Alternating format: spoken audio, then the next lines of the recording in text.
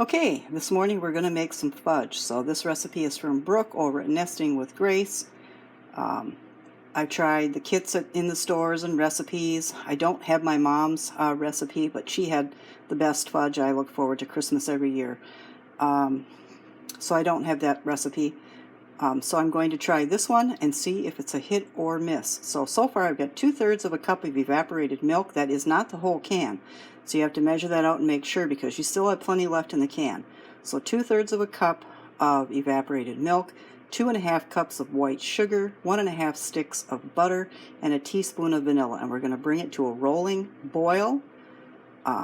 Candy temperature is 238, 240 degrees. So I do have my thermometer. There's the vanilla I used. We're going to use 7 ounces of fluff.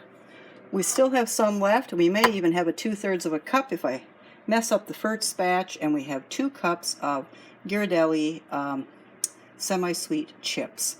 If I mess it up, then I don't get Ghirardelli the second time around. I have to have Toll House. So wanted to get the best chocolate chips we could get around here first to try it with. I believe that's what she was using, and or something maybe even better. But this is the best we can get, and so let's give it a try. Got the burner on. Always with that evaporated milk, or even with the condensed milk, it always does look just this color, doesn't it?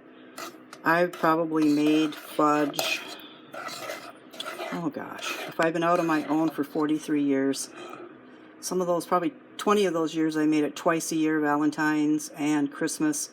I don't know how many times and how many failed times, so that I did it like 3 times in a weekend. We'll just say 100 times, just to have a nice whole round number. So we're going to wait till this melts. Then we're going to show you what a rolling boil looks like. And then we're going to see if it reaches candy temperature. She says to set the timer as soon as it starts rolling for 5 minutes. So I'm going to show you what it looks like at a boil when we're into the 5 minutes.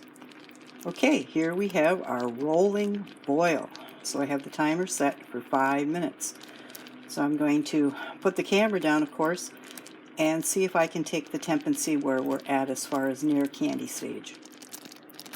Okay, after exactly 5 minutes, we're at the soft ball stage on the candy thermometer and the timer.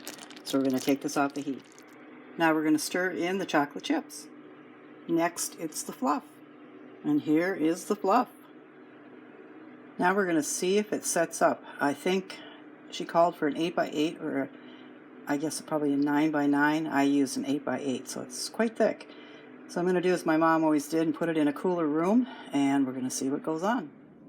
So here's the fudge, and it's delicious. I would say it's almost as good as my mom's, or what I remember of my mom's. Yeah, just follow, if you've never made it before or whatever, if you follow how I did it in this video and that, this is what you're going to arrive at. It's really tasty, creamy, semi-sweet chocolate. Mine firmed up because I put it in the refrigerator, but if you don't want to do that, you can have some a little bit softer fudge if you keep it in a cool room for an hour or 2 till it sets. I added some peppermint to the top because I love the taste of peppermint and chocolate together. And so we're going to have this as a little snack. Certainly not going to eat the whole bowl, but a couple of pieces a piece. We ended up with that whole 8x8 pan, and I've taken half of it and put it away for another occasion, and then half of it for now, a little bowl for tonight, and then we've got a bowl for Christmas Eve. So yeah, this is wonderful. So if you try this recipe and you make this fudge, let me know how it goes.